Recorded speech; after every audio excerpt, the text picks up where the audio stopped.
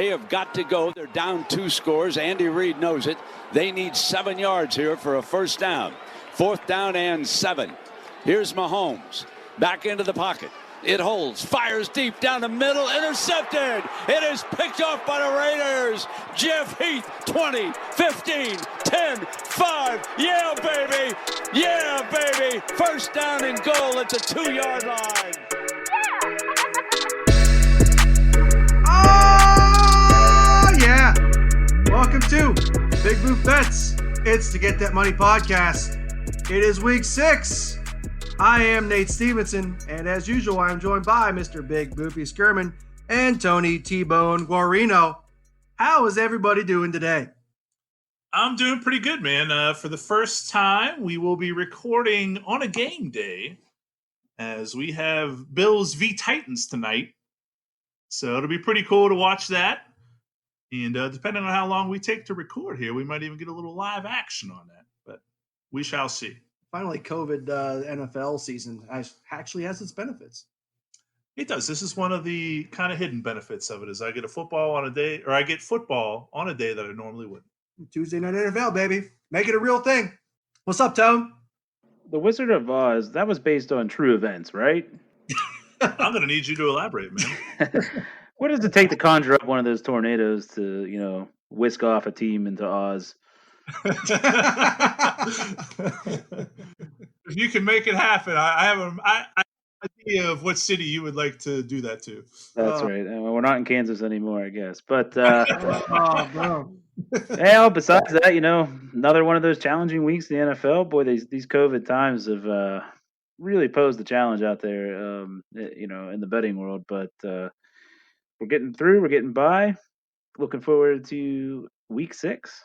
I feel you, man. I know KC cost us both many, many units last week. So that winning many, many units, I got to stress. So definitely disappointing in that regard, but not a disappointing week for the Locks, Boo. No, the Locks actually had a very good week. The Locks went 5-2 last week, and I'll give a little recap for you. Thursday night, we had Tampa Bay -4.5 against Chicago. That was a miss. Sadly, Tom Brady forgot, you only get 4 downs in a given series, and, something happened along the way there, and he lost track of it. We had the Cardinals -7, Panthers +3, Ravens -12.5. We had the Dolphins +8.5, and I felt like all of those were pretty comfortable wins. We had our first conditional lock ever on the podcast with the Rams -7. And we were fortunate enough to see that line dip down there on Wednesday, and that was available throughout the week. So that was a pretty easy one to get. The Rams took care of business for us as well. And then we had the Chiefs -12.5. And boy, were we wrong on that one. And I know all of us had some parlays that looked great with even them just on the money line. Chiefs lose outright. We were just dead wrong on that one. Oh, that hurts so bad. So overall, 5-2 on the week, which we'll definitely take that every week. That brings our total to 18-14-1 on the season at a 56.25% rate.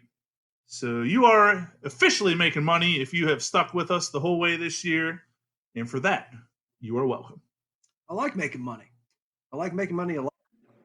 I do got to say, though, Booth, I heard a really, really funny story real quick because you jarred my memory here with the Tom Brady thing.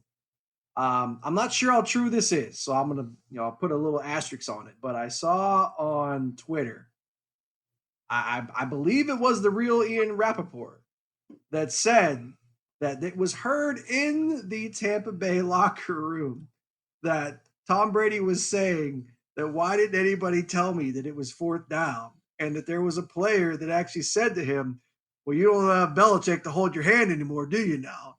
That didn't go over too well. But, if that was really said by one of his teammates, that's the best burn ever. I laughed hysterically at that. Yeah, that's crazy, man. Crazy. Oh, yeah, I just had to share that. So if we're good to go here, we can move on to this week.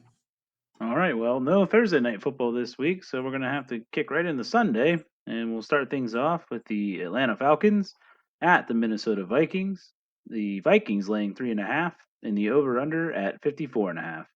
All right, yeah. So the Falcons finally did what was arguably a year overdue, and they fired their coach and their GM because the owner finally realized that they've underperformed ever since they underperformed in the second half of the Super Bowl. So Falcons are finally moving in a new direction. They are getting 3.5 points against the Vikings, as you said. I like the Vikings here. Vikings had a pretty tough schedule, as it turns out, to start the year. All of their losses have been against teams with a winning record. So we're only laying 3.5 at home.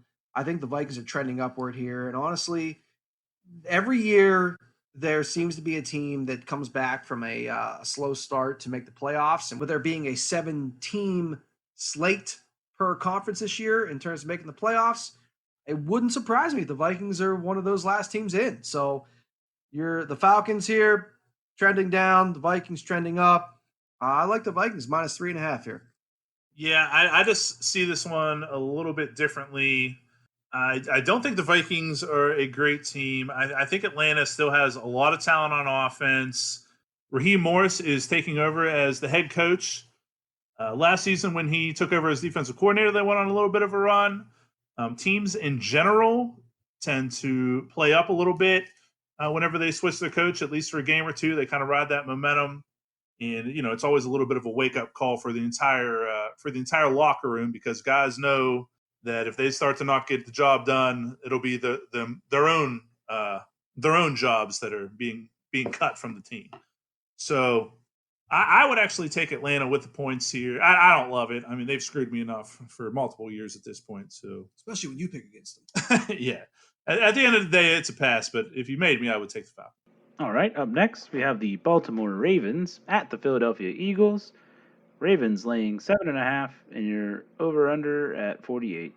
And we're going to continue with a trend, which is the Ravens beating up on bad teams, and the Eagles are a bad team, as is, I was going to say most, actually all of the NFC East. The Eagles are just the second best bad team in the NFC East at the moment. So we're only laying 7.5. The Ravens, again, as we've said, they take care of business against bad teams. I feel pretty good about that. I really think there's much more to add. Take the Ravens minus 7.5. Keep it pretty simple. Yeah, this is one that we thought about using a conditional lock on, but I just don't see the line moving that way. So I think it's best for us to just grab it now at the 7.5. And I love the Ravens minus 7.5. Who was the wide receiver last week that went off against Steelers? Fulgham. I don't see that happening again. I don't see Miles Sanders breaking a 70-yard draw for a touchdown. I mean, the Eagles' scores, I don't want to call them fluky because they did earn them. But I don't see them being repeatable against another very good team. And this is just what the Ravens do. They're going to get the lead, then they're going to increase it, and they're going to increase it some more. I love them to cover the minus 7.5. And that's our first lock of the week. Oh, lock it in. Get that money.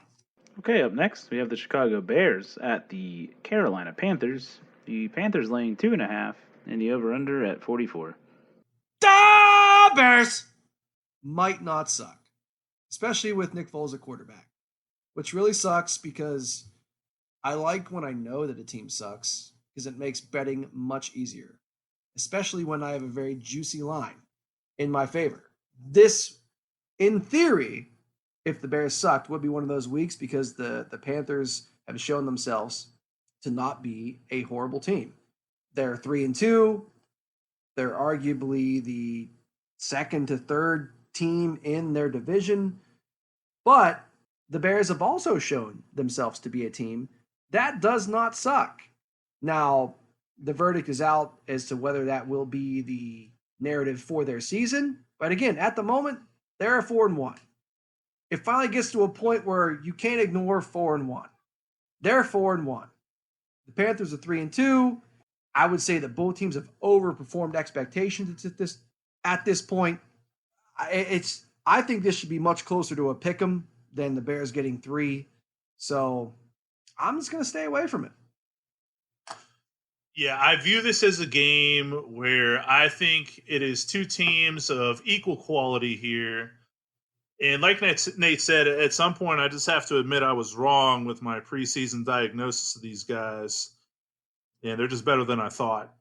I actually do have the Bears in a pick'em contest that I'm in. As far as we go, it's a pass because I don't feel that strong about it. But if you made me, I would take the Bears. Okay, moving on to the Cincinnati Bengals at the Indianapolis Colts. Colts laying 8, and you're over under at 46.5. Oh my God, am I really going to take the Bengals +8? Am I going to do it? Nate, it's 2020, baby. You know, anything goes. You know, right? You know what? You're right. It is 2020. We live in a world where the Bengals might be a real pick. It is 2020. And Phillip Rivers was drafted in 2004. And he sucks. So Bengals +8. Let's go. All right. I also love the Bengals +8. They have covered 8 points in every single game except for last week, which happened to be against the Ravens. And we've already discussed what the Ravens do to teams that they're probably going to win against. So, fortunately for us, the Bengals are not playing the Ravens this week. We're getting 8 points over a touchdown. Get that money. Let's go. Bengals, it's a lock. I'll lock it in. Get that money. Phillip Rivers sucks. Up next, we have the Cleveland Browns at the Pittsburgh Steelers. Steelers laying 3.5, and the over-under at 51. This is going to be a good game. This is going to be a really close game. I think the Browns have finally arrived a year later than was predicted. There was a lot of Kool-Aid being sipped last year on the Browns. I think this is one of those deals where this year, they're for real. I'm going to give them some respect. So I do expect our boys to be ready for them. I also expect the Browns to come in and be ready for the Steelers. They know this is an important game. Right now, the Steelers are in first place. The Browns are tied for second with the Ravens. So there's a log jam at the top of this division. Normally, when you're dealing with an AFC North game, it's going to be a little lower scoring. I actually don't expect this to be the case.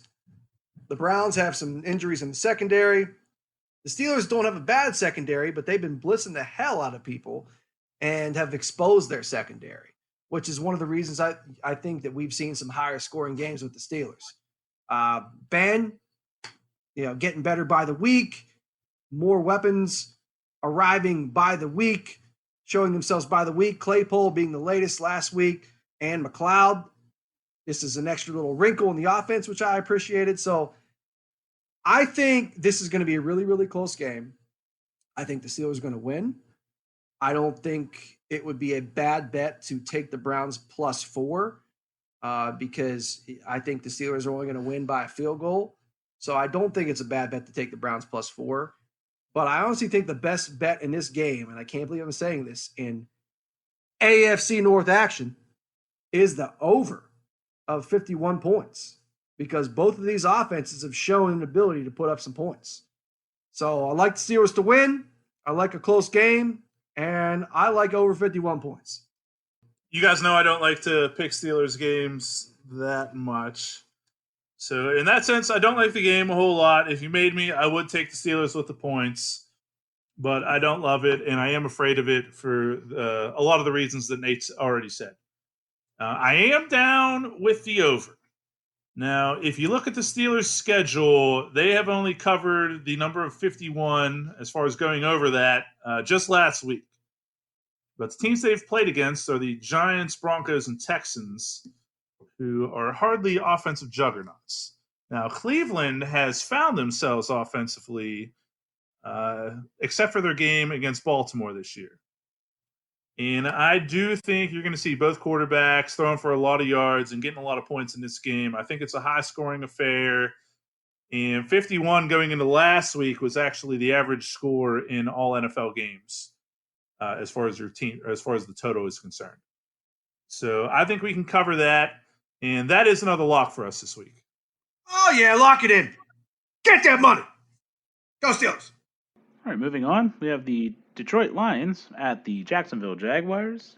The Lions laying 3.5, and the over-under at 54.5. They are who we thought they were. Exactly. The Jags have finally shown themselves to be who we think they are. And that's a bunch of scrubs. That's one of the worst teams in the league. That's a top 5 team in the draft next year. They suck. They tried really, really hard to show that they don't suck. But in the end, right now, this season, they suck. And the Lions have gotten healthier. The Lions are one of those teams I would put in the category of teams that start slow with a chance to make a run at a 6 or 7 seed to make the playoffs. I'd definitely put them in that. So you only give me a field goal here. Jags have had some injuries on defense. And again, Jags have shown themselves to be who we think they are. Give me the Lions -3. I think it's an easy bet. Now, to be clear, the current line is -3.5, correct? That's what I'm seeing. All right. Now, I would take the Lions there, but I think this is a great situation for what we've been kind of talking about the last 2 weeks. Wait for it to get down to -3, and which is what Nate was talking about. And I like it way more at -3 here. Don't sacrifice that checkpoint. And I do think this is one of those lines that will actually go down at some point this week and give us the -3. The Jaguars stink. The Lions do not. They're not outstanding, but I think we're good enough to cover a -3 coming off of a bye week last week. And we will conditionally lock the Lions at -3. Oh, yeah, lock it in. Get that money. Conditionally. All right, for our final 1 o'clock game, we have the Washington football team at the New York football Giants. The Giants would lay 3, and your over-unders at 43.5. I'm sorry, Tone, but like ever since the spreadsheet, they are forever known for the rest of this season as WTF to me. Like I write them down as WFT and I still see WTF. Maybe it's dyslexia, but it's WFT, WTF. Yeah, that's which honestly is pretty much what I say to any game that they're in, probably against them. And that's my reaction this week. They're facing the Giants, who are just marginally better, but only by a field goal as far as the spread makes it. So I think the Giants have the better offense and the better quarterback. And I will take the Giants -3. I'm going to keep it that simple. In this case, my friend, I believe you are wrong because I would actually take the football team +3. The Giants were not able to break 20 points in any game this season until they played the lowly Cowboys defense last week. The Giants' offensive line First place Cowboys. Yes, they are the first place of the JV team. Or I'm sorry, the JV leagues here, you know. The NFL Series B, if you will. There you go. Okay. They should be relegated. But anyway, the Giants' offensive line has been poor this season. The football team defensive front is probably the greatest strength of the team. So I find myself in a spot again where it's two teams of similar quality. Give me the one with the plus points. I would actually take the football team +3. A momentary pause for a slight podcast edit this week. The New England Patriots are scheduled to play the Denver Broncos this Sunday at 1 p.m. This is a postponement game from Week 5 to Week 6 due to various COVID restrictions. At the time that we record the podcast, which is on Tuesdays, we were unable to see any lines on the game. It was not 100% confirmed at the time, so therefore we did leave it out of this podcast. But be sure to check your favorite books, see what's out there for you, and get that money. All right, kicking off the late afternoon games with the 4 o'clock start, you have the New York Jets at the Miami Dolphins. Dolphins laying 8, and you're over-under at 47.5. Boof, it's that time. What time is that? It's time to bet against the Jets. Well, I mean, of course it is. Sorry. Dolphins laying 8 points.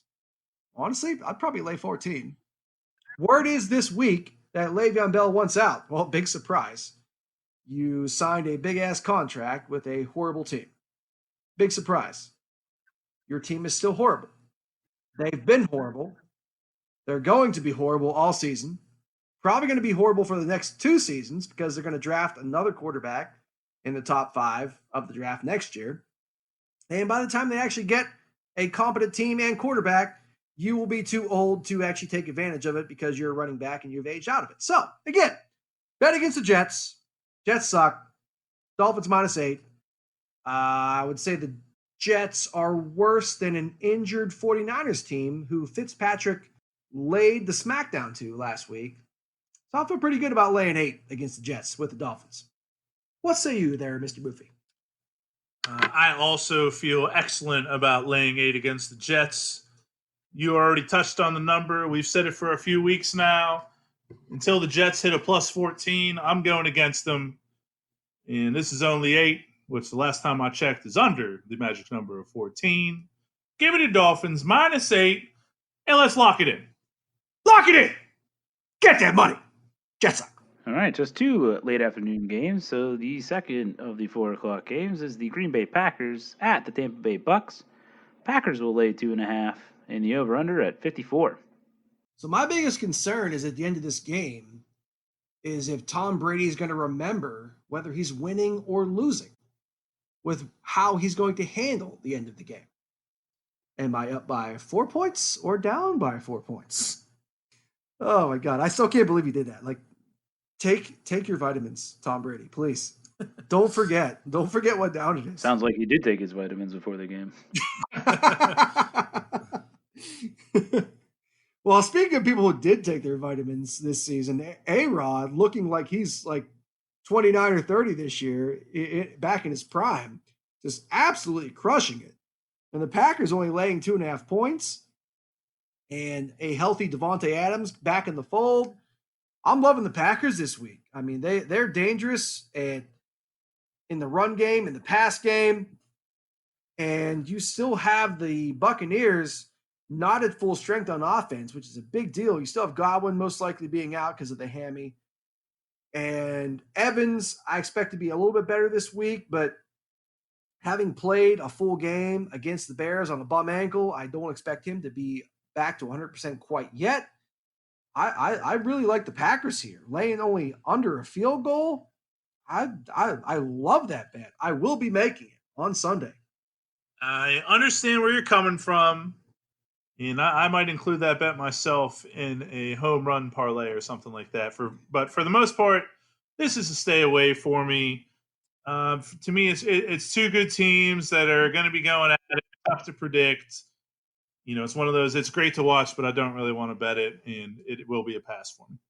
All right, so that takes us to our Sunday night football game, which will feature the Los Angeles Rams at the San Francisco 49ers.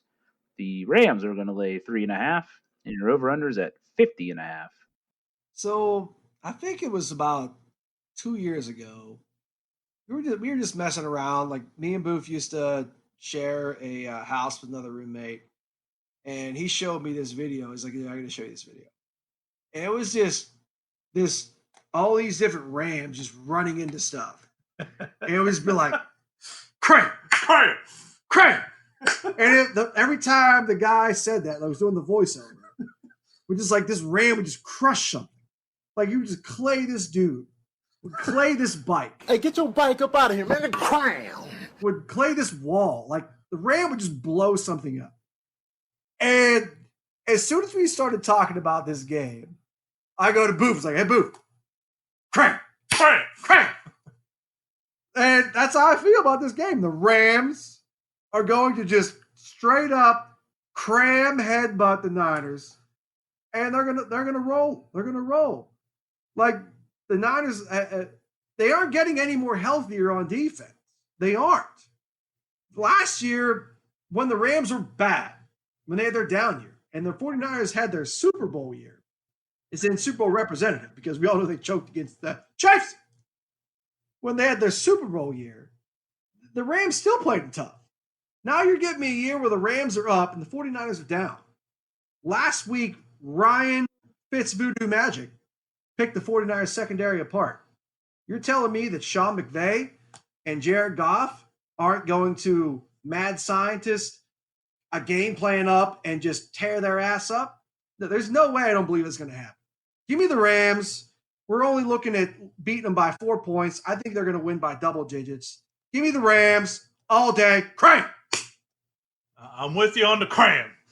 I love the Rams. I thought your point was great as far as the 49ers' health. I mean, last week was about as healthy as they're going to get. I mean, Jimmy G was back. Kittle was in the game. Did Debo play? He did. Debo played. I mean, defensively, they're not going to get any healthier. They'll get Sherman back at some point. The other guys are out for the year. They're not going to get any healthier on D. So we already saw them pretty much back at full health last week. I'm sorry. Like, to me, Kyle Shanahan just doesn't believe in any of his QBs right now. Like, Jimmy Garoppolo got benched at halftime. So was he healthy or was he not? He was healthy enough to play. You weren't worried about him getting injured. You were unhappy with his performance. And I just don't see any of that getting any better. And I think the Rams are a better football team than the Dolphins are. And we're only talking about 3.5 points here. So I love the Rams minus 3.5, and that's another lock for us. Oh, yeah, lock it in. Get that money. Crank. All right, so that takes us into Monday night's action, which potentially will be a doubleheader here, with the Chiefs kicking things off with a 5 o'clock start. Chiefs at the Bills, of course. Not a lot out there on the books. There is a money line at around a minus 175 payout. So we can speculate the line will probably come in around the Chiefs laying 3 or 3.5. So I'll leave it to you guys to discuss. I will be taking the Chiefs minus 3, even though I'm a little upset at Mr. Reed and Mr. Mahomes for last week, costing me several units. I still love them. And my honest, unbiased opinion on the game is that the Chiefs minus 3 is a fair line, considering I do expect the Bills to be coming in still undefeated. And this is going to be a very, very important game, potentially for the number 1 seed in the AFC. And considering there's only one spot that's getting the bye this year with 7 playoff teams, that is extremely important. Now, something to consider is the fact that the Chiefs will have an extra day of rest, and the Bills will be coming in not only on a truncated week with a game against the Titans being, backed up. Are we going to play? We're not going to play. And now it's on Tuesday, which means the Bills are going to be coming in to play the Chiefs next week on a short week. Let's be real. Andy Reid and Patrick Mahomes, I don't believe in their career together yet, have lost back-to-back games. I don't expect that to be the case here, especially considering that like I said, the Bills are coming in on a short week.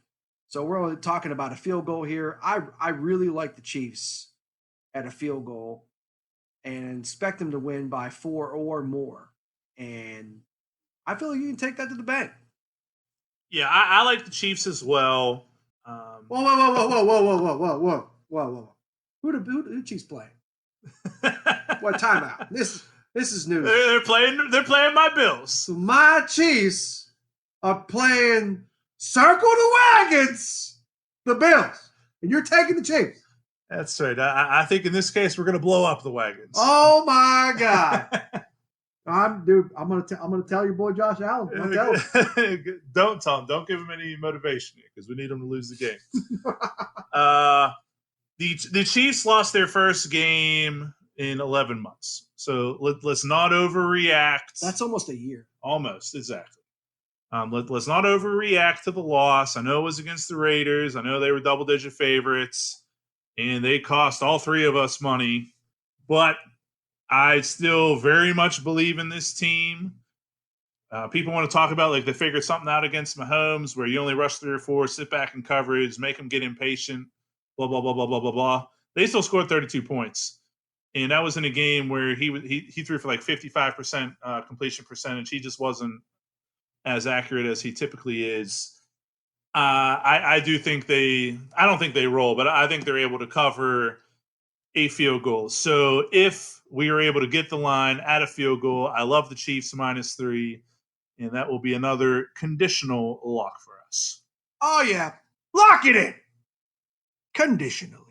The final Monday night game will be between the Arizona Cardinals and the Dallas Cowboys. The Cards laying 2.5 and the over-under at 54. Cowboys still don't have a defense. They still play in the worst division in football. They now are going from Dak to the Red Rifle at quarterback, which actually isn't much of a downgrade, but it's still a downgrade. I like the Cards slaying under a field goal here. I still think they're an up-and-coming team. Kyler Murray, still an up-and-coming quarterback. Kingsbury, still an up-and-coming head coach. You give me that offense against that horrible defense. Horrible defense. In large part because of injuries, but still horrible defense. I will lay under 3 for the Cards all day, as they are the better team on both sides of the ball. And I also think this is going to be an absolute shootout because the offense for the Cowboys is very, very dangerous. So we're looking at a total of 54 here as well. I love -2.5 for the Cardinals and over 54 for this game all day. Give me that, not get me, but give me all of the money. Boof, do you agree? Yeah, man. I see the game the exact same way that you do. I love the Cardinals -3. I probably would have still taken them even if Dak was playing. Dak is not playing, so I like them to be able to cover that even better. As far as the over goes, I also love over 54. This is still a horrible defense for the Cowboys, which the Cardinals might be able to cover 50 of that by themselves. And then, like you said, I mean, the backup quarterback situation in Dallas is a lot better than most of the teams around the league. I mean, you got Andy Dalton, who was able to take the lowly Bengals to the playoffs multiple seasons. I know they didn't get a playoff win or anything, but we're talking about October football right now. We're not talking about playoff football. So they have a lot of weapons around him still. He played well. I think he was 9 of 11 against the Giants, including a game-winning drive. So I think you'll get plenty of competent quarterback play with good players around him. So I think Dallas will still be able to score. And I think we can cover that over 54. So I am down to lock the Cards -2.5. And we're also going to lock the Cardinals and Cowboys to go over 54. A doubleheader on Monday night. And we got a doubleheader in the Cards-Cowboys games for the Get That Money podcast locks. Oh, yeah. Lock it in. Get that money. Twice. I'm going to interject here real quick. I do believe that based on what we predict this game is going to be, there are some profitable player props we are on the lookout for. My Mr. Player Prop genius, Mr. Boofy, would like to share with everybody.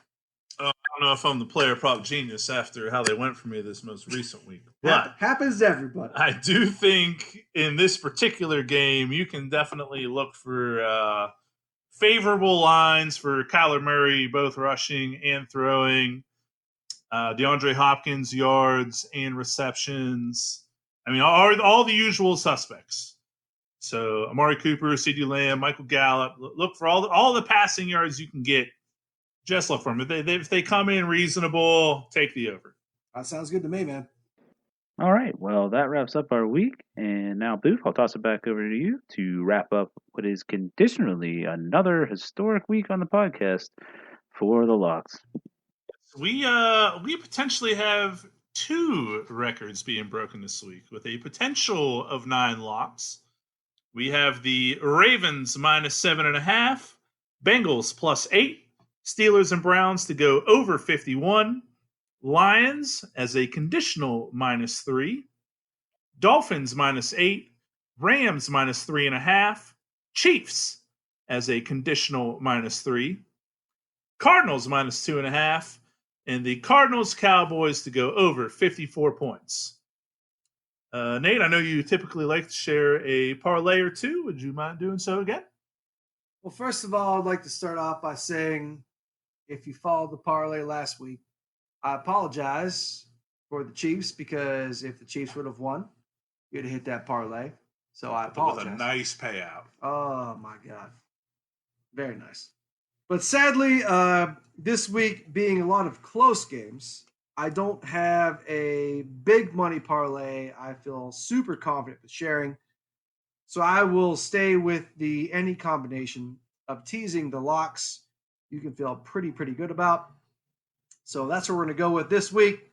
And I will throw it back to you there, Mr. Boof. All right, guys. Well, this is awesome. In another half an hour, we got football on a Tuesday night. And I personally am looking forward to watching that. But beyond that, be sure to like, share, and subscribe to the podcast to everyone you know. Best of luck to everybody. And let's get that money. Oh, yeah. Get that money.